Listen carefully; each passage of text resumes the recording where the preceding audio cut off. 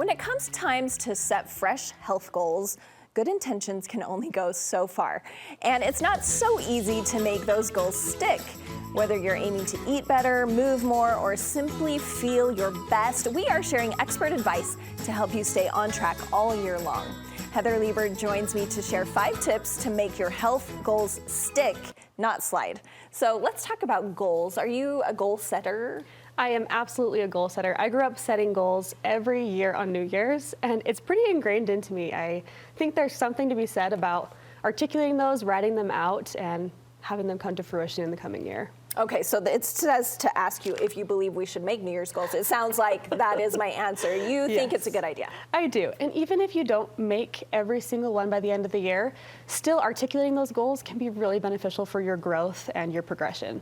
Okay, well, you're going to help us, for those of us who may not be as good at it. And you say the first one is thinking about making goals that align with your values. What do you mean by that? Absolutely. Creating value-aligned goals is necessary for success. For example, if you make a really ambitious health goal, but it requires that you neglect your family, eat gross food, or don't get any sleep, but you really value time with your family or enjoying your food or getting enough sleep, you should probably rethink that, right? So my suggestion is to make goals that align with your big values that you care a lot about. Okay, because I think a lot of times people think, okay, if I'm going to do this, because this is what I say, like when I say, learn to say no to people, because if you're saying yes to this, you're saying no to that. But that kind of does apply to what you're saying, because if you say, I'm going to work out 8 hours a day or whatever, that is going to mess with those other values you hold dear. Definitely. Whenever you're making a health-oriented change, something's got to give. You got to give a little sacrifice somewhere, but it shouldn't be those core values that matter most to you. So make sure your goals align with those core values that you have. Okay, and you have one that you've done that you can give us an example? Okay. Yeah, so in regards to physical activity, for me, a few values that I have is I love variety. I value flexibility, fun, and just a lot of variety in my physical activity. I have a lot of active hobbies. So to pigeonhole myself into one single sport, like running, would be a mistake. It would not align with those values. So for me, a broader goal, like I'm gonna work out 5 times a week, 30 minutes a day, or 3 times a week, 30 minutes a day, wherever I'm at, that really aligns with those values in that specific area of my life. Okay, just being flexible, it sounds like, and like making it work for you. Absolutely. Okay, you do say though it can be a mistake if we make really big goals, maybe that wouldn't be manageable at the beginning of the year. Yeah, you know, those big, lofty resolutions, they're not necessarily bad, but they have to be accompanied by smaller, bite-sized goals.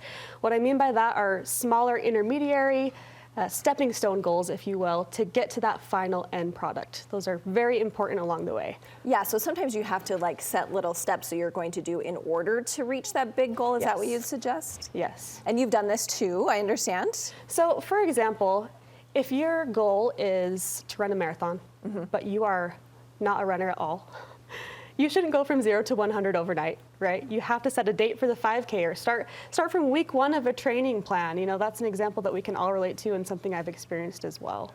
Yeah, I can see the benefit of that. And the other thing you say is don't beat yourself up. Still make the goal. I think some of us think, well, I'm never going to reach that goal, so I'm just not going to set it. But you say it's okay if we don't reach the big goal. Absolutely. Because we've still done those things along the way. And you know the saying, aim for the moon, land among the stars. Any small amount of incremental progress towards a goal is a win. You know, even if you don't accomplish that big lofty goal, any amount of progress toward it is absolutely a win and absolutely worth celebrating. Yeah, I like that. Ditch the all or nothing. It's not all or nothing because we're gaining things along the way. Yeah. I like that. Okay, so I know a lot of people will do something at the beginning of the year where they say, I'm not going to eat sugar for a year. Even my son's friends do it. Like in high school, they make deals with their parents or whatever, no sugar for a year or something like that. What do you think of ideas where you're just banning something like that? So you mentioned the all or nothing notion, right?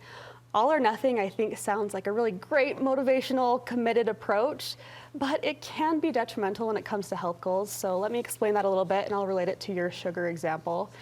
All or nothing can sometimes feel like, man, if I don't give my all, if I make one slip up, all is lost, right? I'm off the wagon, all is lost. Specifically with things like completely going off sugar, It depends on the person. For some people, it can jumpstart some healthier habits, but if you find yourself taking on something that absolute and extreme, and you find yourself returning to the same habits you had before, it's probably time to rethink how you're approaching that. So my suggestion would be to think about these things in a little bit more moderate of a way. Find ways to be a little bit more moderate in your thinking and make a small change you can keep up for 20 years rather than a big change you can only keep up for 20 days. I love that. Yes, thank you for making that simple for us. The other thing you say is sometimes people will make goals like, I want to fit into this dress or something like that, or it's some size that they're going after. But you say our mentality should focus on functionality. Talk about that. When you're setting goals, you have to establish your why, right? You have to know why that goal is important for you. Many of us, all too often, base our why on appearance or size. And I would just challenge us all to dig a little bit deeper and think about functionality over appearance. Now, a few examples of functional whys could be maybe you want to keep up with your kid on the playground. You want to feel your best just to show up for your partner, or you want to feel energized throughout the day to best show up for your work day. Those would all be examples of accomplishing a goal to function your very best, not only just look your very best, right? Yeah, I like that. I like that. And the last one, just quickly, you say we need to keep things positive. If I can have one takeaway that everyone leaves with, it's to keep things positive. There's a positive psychology theory that states that the more positive emotions we feel, the more open and broadened our mind is to solutions and to accomplishing and progressing. So the more positive feelings you have about yourself, your ability to accomplish goals, and also just the positive things in your life, the better off you're going to be in succeeding in those health goals for 2025. I love it. Well, you can see she knows what she's talking about. She's a registered dietitian. If people want to find more from you and get more of this sound advice, where's the best place? Yeah, you're welcome to follow along on Instagram at Dietitian Heather, or my website, which is Goldie, Goldi, nutrition.com. Goldie Nutrition. Thank you so much. Thanks.